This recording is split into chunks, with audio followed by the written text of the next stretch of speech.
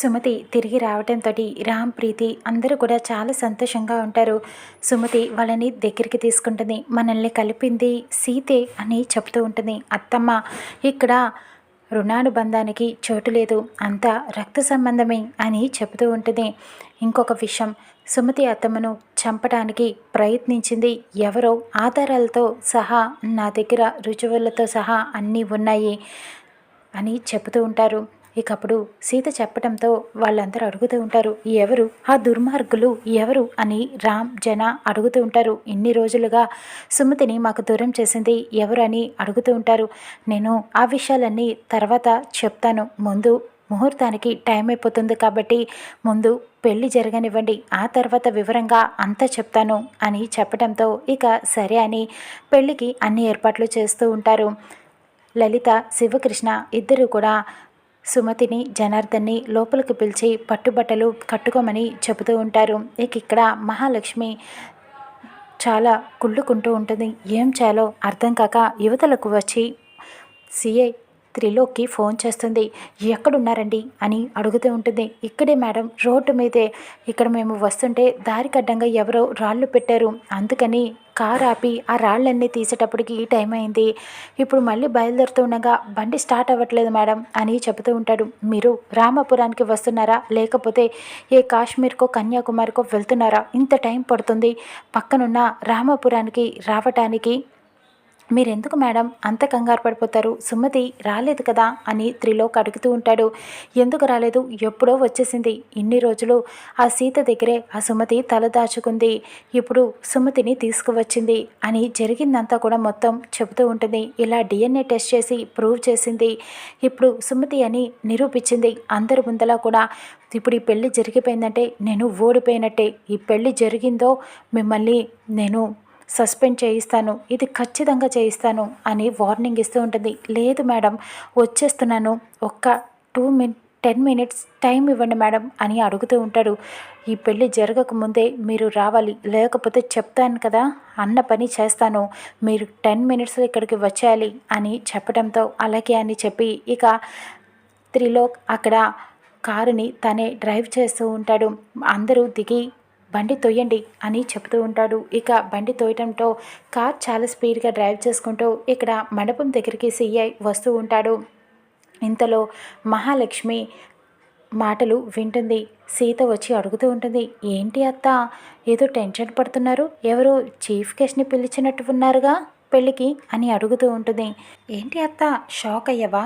ఇక నువ్వు ఏమీ చెయ్యలేవు, కానీ ఇక్కడ బీపీ బాగా రైజ్ అయినట్టుంది, ట్యాబ్లెట్ వేసుకొని పెళ్ళి చూడటానికి వచ్చేయి అని చెప్పి సీత వెళ్ళిపోతుంది. ఇక మహాలక్ష్మి ఏం చేయాలో అర్థం కాక ఆలోచిస్తూ ఉంటుంది. అర్చన వచ్చి అడుగుతూ ఉంటుంది, ఏంటి మహా ఇలా అడ్డంగా బుక్ అయిపోయావేంటి? ఇంత చిన్న లాజిక్ డిఎన్ఏ టెస్ట్ని ఎలా మిస్ అయ్యావు నువ్వు అని చెప్పి అడుగుతూ ఉంటుంది. నాకు అదే అర్థం కావట్లేదు, ఏబిసిడీలు కూడా రాని సీత ఈ డిఎన్ఏ టెస్ట్ గురించి ఎలా ఆలోచించిందో నాకు అసలు ఆ ఐడియానే రాలేదు అని మహా అంటుంది.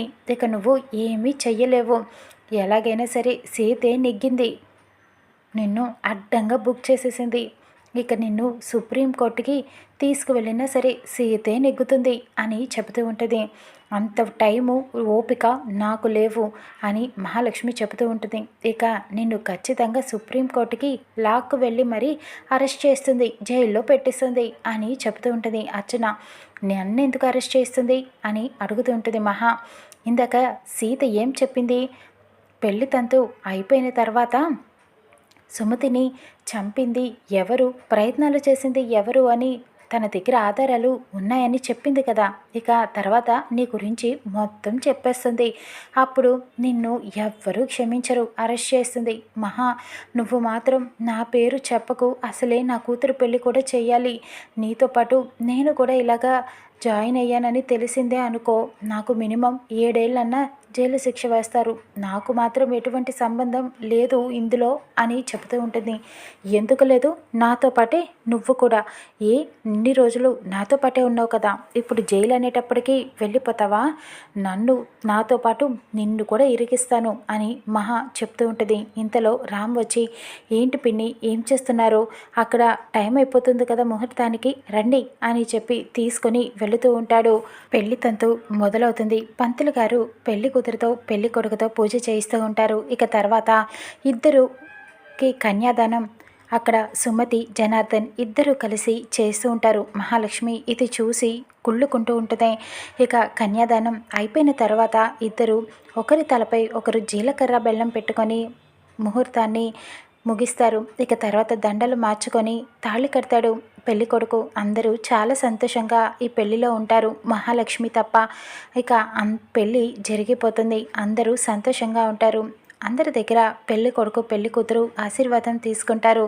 ఇక పెళ్లి కొడుకు అమ్మ నాన్న చెబుతూ ఉంటారు, సీత అన్న మాటని నిలబెట్టుకుంది. మా కోడలు అమ్మ నాన్న ఇద్దరు ఉన్నారు, తల్లి వచ్చినందుకు చాలా సంతోషంగా ఉంది మాకు అని చెబుతూ ఉంటారు సీత గురించి. ఇక లలిత అంటుంది, ఈ సంవత్సరంలో మా సీత ఇది రెండో పెళ్ళి జరిపించటం. మొన్న మధ్యనే మా అల్లుడు మేనత్త పెళ్ళి కూడా జరిపించింది, ఇప్పుడు తన ఆడపడుచు పెళ్లి జరిపించింది అని సీతని అందరూ పొగుడుతూ ఉంటారు. ఇక జనార్దన్ అడుగుతూ ఉంటాడు, సీత ఎవరో చెప్తానన్నావు కదా, ఇన్ని రోజులు మాకు సుమతిని దూరం చేసిన ఆ కిరాతకులు ఎవరు అని చెప్పి అడుగుతూ ఉంటాడు. ఇక రామ్ కూడా, అవును సీత, మా అమ్మని మాకిన్ని రోజులు దూరం చేసింది ఆ దుర్మార్గులు ఎవరు చెప్పు అని అడగటంతో సీత అంటుంది, మనకి చాలా దగ్గర వాళ్ళే ఇలా వెన్నుపోటు పొడిచారు, సుమతి అత్తమ్మను దూరం చేశారు, మన వెన్నంటే ఉండి అని చెబుతూ ఉంటుంది. ఇక ప్రీతి అందరూ కూడా ఎవరు వదినా, ఎవరు మా అమ్మని దూరం చేసింది ఎవరు అని అనటంతో ఇక శివకృష్ణ కూడా చెప్పే సీత అని అడుగుతూ ఉంటాడు. అత్తమ్మ నువ్వు చెప్పు అని అనటంతో ఇక మహాలక్ష్మి గురించి సుమతి చెబుతూ ఉంటుంది. ఇక దీనికి అంతటికి కారణం మా అని చెప్పేలోపే సీఏ త్రిలోక్ అక్కడికి వచ్చేస్తాడు. త్రిలోక్ని చూసి మళ్ళీ అందరూ షాక్ అవుతారు. మళ్ళీ మీరెందుకు వచ్చారు అని అందరూ త్రిలోక్ని అడుగుతూ ఉంటారు. ఈవిడ ఎందుకు ఉంది ఇక్కడ, మేము ఈవిడ్ని అరెస్ట్ చేయడానికి వచ్చాం అని అనటంతో ఈవిడే మా అత్తమ్మ అని సీత చెబుతూ ఉంటుంది. మీ అత్తమ్మ కాదు, ఈవిడే విద్యాదేవి, మీ సుమతి గారిని చంపిన హంతకురాలు అని అనటంతో కాదు నేనే సుమతిని అని సుమతి చెబుతూ ఉంటుంది. DNA టెస్టులు కూడా కావాలంటే ఆధారాలతో సహా ఉన్నాయి, ఈవిడే సుమతి అని అనటానికి అని జనార్దన్, శివకృష్ణ అందరూ చెబుతూ ఉంటారు. ఎవరు ఈ DNA టెస్ట్ రిపోర్ట్లు తీసుకువచ్చింది అని డాక్టర్ని లాక్కొని వస్తాడు సిఐ. ఈ డాక్టరేనా, నువ్వు నిజం చెబుతావా లేదా అని గన్ను చూపించి బెదిరిస్తూ ఉంటాడు ఆ డాక్టర్ని సిఐ త్రిలోక్. చెప్పరా, నువ్వు తీసుకొచ్చిన రిపోర్ట్స్ నిజమేనా అని బెదిరించటంతో లేదు సార్, ఈ సీత మేడమే డబ్బులు ఇచ్చి మేనేజ్ చేయమన్నారు, అందుకనే అలా అబద్ధం చెప్పాను అని ప్లేట్ మార్చి చెప్పేస్తాడు. ఇక అందరూ ఆశ్చర్యపోతారు. సీత నువ్వు చెప్పేది నిజమా, నువ్వు డబ్బులు ఇచ్చి మేనేజ్ చేసావా అని రామ్, జనార్దన్ అడుగుతూ ఉంటారు. లేదు మామ, నిజమే, నిజంగానే సుమతి అత్తమే, నేనే డబ్బులు ఇవ్వలేదు, ఇదంతా నాటకం అని చెబుతూ ఉంటుంది. కానీ ఎవరు నమ్మరు. ఇక మహాలక్ష్మి అయితే, సీత నిజంగానే నువ్వు ఇలాంటి పని చేసావా, మీ నాన్న ఒక పోలీస్ అయ్యుండి నువ్వు కేసుని ఇలా ఇరకాటంలో పెడతావా, కావాలనే చేస్తావా, సిగ్గులేదా నీకు అని చెప్పి అందరూ సీతని కోప్పడుతూ ఉంటారు. లేదు మామ, నేను నిజమే చెప్తున్నాను, ఇదంతా అబద్ధం, సుమతి అత్తమ్మే తను అని చెప్తూ ఉంటుంది. సుమతి చెప్తుంది, దీని అంతటికి కారణం మహాలక్ష్మియే అని నేను చెప్తూ ఉంటుంది. కానీ సిఐ స్టాప్ ఇట్ అని గట్టిగా అరుస్తూ ఉంటాడు. నేను ఒక్కడున్నానని మర్చిపోయారా, అక్కడ డాక్టర్ సర్టిఫికెట్ అబద్ధమని నిజం చెప్పాడు, కాబట్టి ఇక నేను చెప్పిందే ఫైనల్, ఈవిడ సుమతి కాదు విద్యాదేవే అని ఫైనల్ చేసి చెబుతూ ఉంటాడు. కావాలంటే మళ్ళీ DNA టెస్ట్ చేయండి అని చెప్పి సీత అడుగుతూ ఉంటుంది. చేస్తామమ్మా, అన్ని టెస్టులు చేస్తాం, థైరాయిడ్, బీపీ, నార్కోటిక్ అన్నీ చేస్తాం, మా పని అదే కదా అని చెప్పి వెటకారంగా మాట్లాడుతూ ఉంటాడు. ఇకప్పుడు రామ్, ప్రీతి ఇద్దరు కూడా, సీత నువ్వు కావాలని ఇదంతా చేసావా, ఇది నిజం కాదా, మా అమ్మని కానీ అమ్మని తీసుకువచ్చి కూర్చోబెట్టవా, పెళ్లిలో అని చెప్పి అడుగుతూ ఉంటారు. ఇక సీత సుమతిని ఎలా కాపాడుకుంటుందో చూద్దాం రానున్న ఎపిసోడ్లో.